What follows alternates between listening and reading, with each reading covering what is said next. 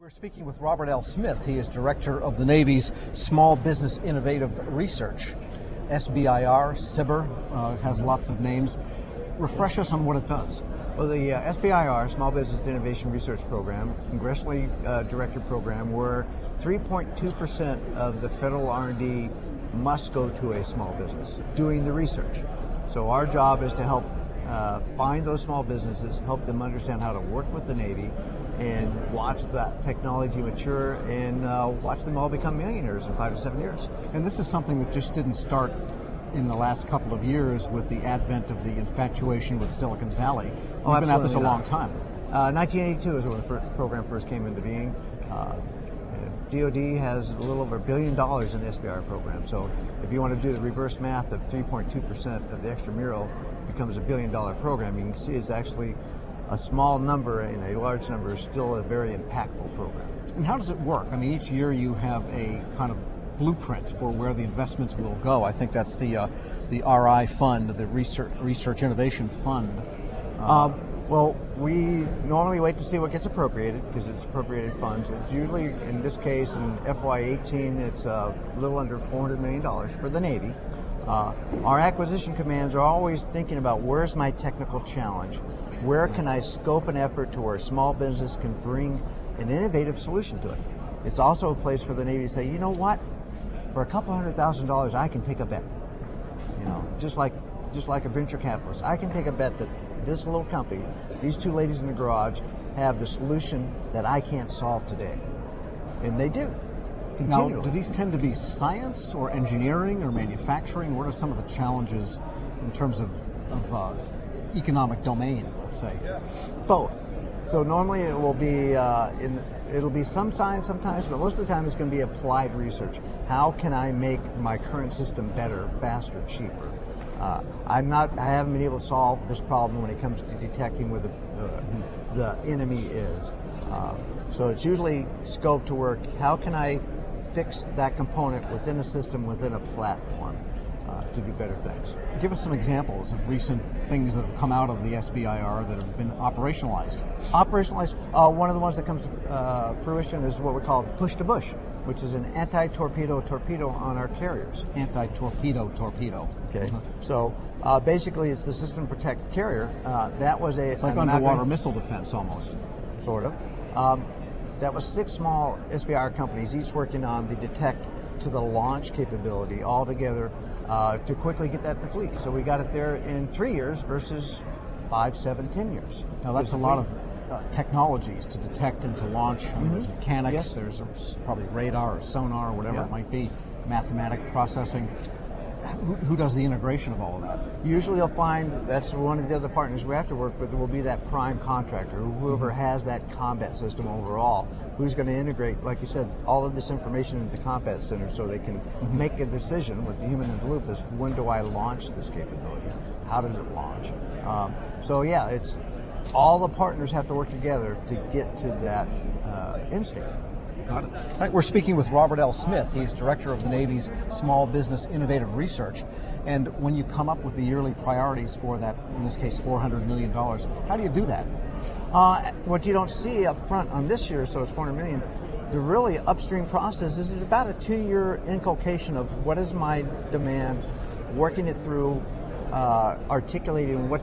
One of the questions we always ask these engineers and scientists, if this works, where's it going to go? So it's not just doing good research.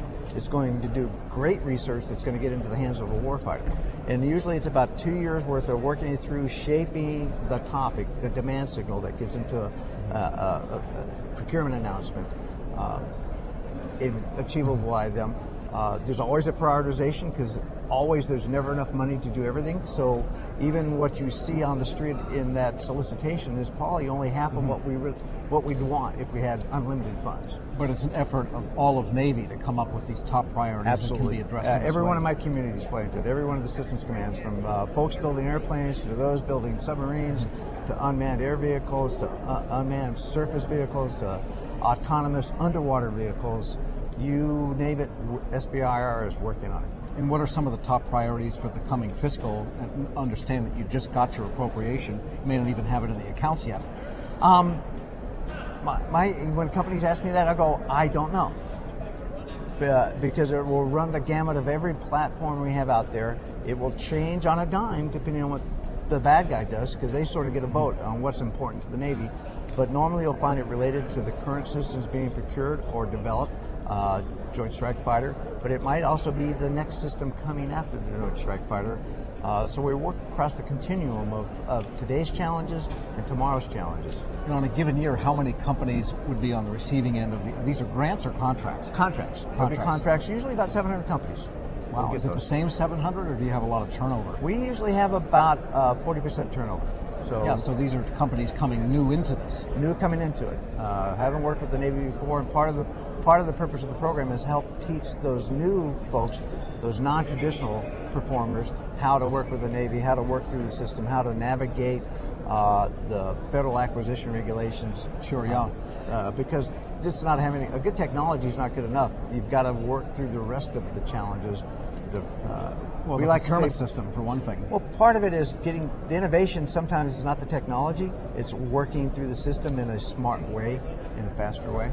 And what about DIUX? How do you interact with them? Or it sounds like almost parallel efforts.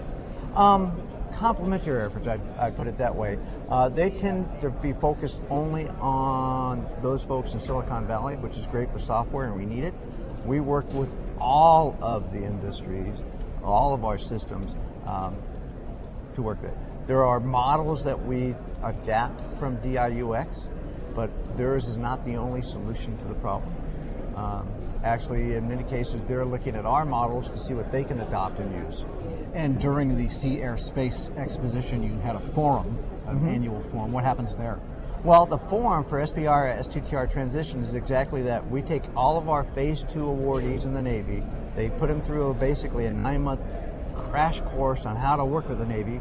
In their graduation exercises, they're showing their technologies that they developed to the rest of the Navy.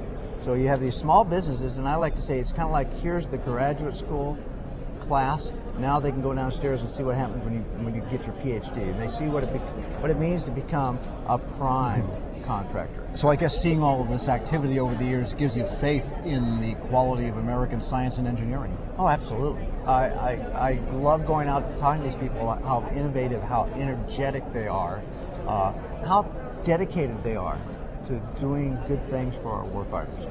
Okay? They could go with the commercial route, but they would rather use their energies to help a warfighter. There's not enough money for that. All right. Robert L. Smith is Director of Navy Small Business Innovative Research. Thanks so much. Okay, thank you.